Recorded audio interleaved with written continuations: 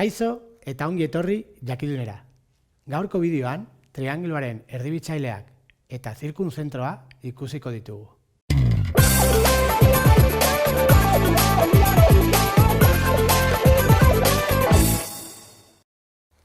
Triangelu honen bi erdibitzaileak kalkulatuko ditugu eta ebaki puntua izango da zirkunzentroa. Triangelu baten erdibitzaileak dira perpendikularrak alboekiko eta erdiko puntutik pasatzen diren zuzenak. Orduan, erdiko puntua, AB-ren artean erdiko puntua kalkulatu behar dugu, horretarako bataz bestekoa kalkulatu behar dugu, minus bi gehi 0, minus bi zati bi, minus bat, eta bat gehi bost 6, zati bi, 3. Gero, AB vektorea kalkulatu behar dugu, kenketa egiten, 0 minus minus bi, bi, bost minus bat, lau, eta vektore perpendikular bat honekiko kalkulatzeko, buelta eman behar ditugu komponenteak eta signu bat aldatu. Orduan, bere vektore normala izango da lau minus bi. Orduan, orain, vektore honekin eta erdiko puntuarekin zuzena idatziko dugu. Gogoratu, era implizituan kokatzeko, buelta eman behar dugu, azkenean vektore hau erabiliko dugu, bi iza gehi laui gehi c bat berdin 0. Eta orain, parametro hau kalkulatzeko, puntua sartuko dugu.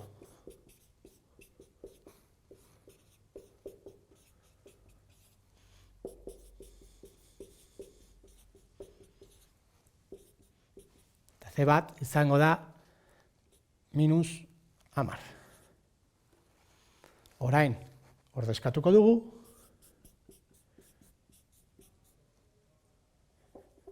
minus 10, eta simplifikatuko dugu.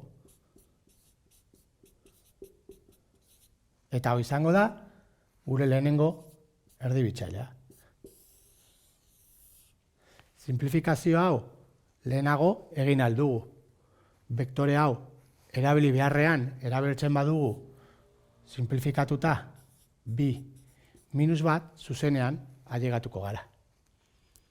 Bigarren erdibidekoa kalkulatzeko, errepikatuko dugu prozesua.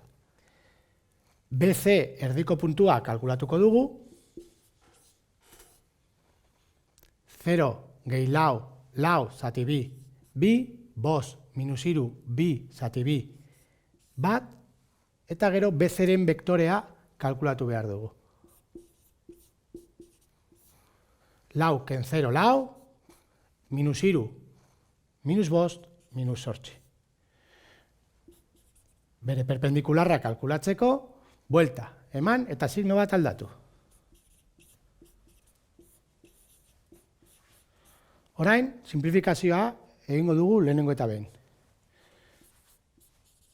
Vektore proportzionala izango da bi bat. Honekin buelta eman,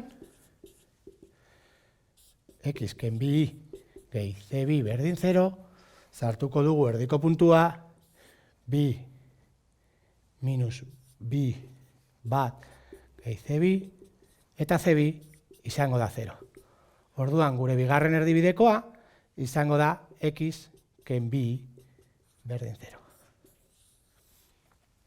Orain, zirkunzentroa kalkulatzeko, sistema hau egin behar dugu, ebaki puntua kalkulatzeko.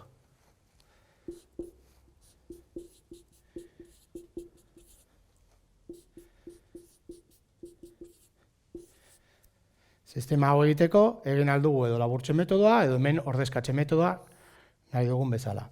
Batzen badugu, bi iza ken bost berdin 0 geratzen da, eta iza orduan bost zati bi. Kalkulatzeko, euna sartu bost zati bi, minus bi, berdin 0, eta izango da bost laurden. Gure zirkunzentroa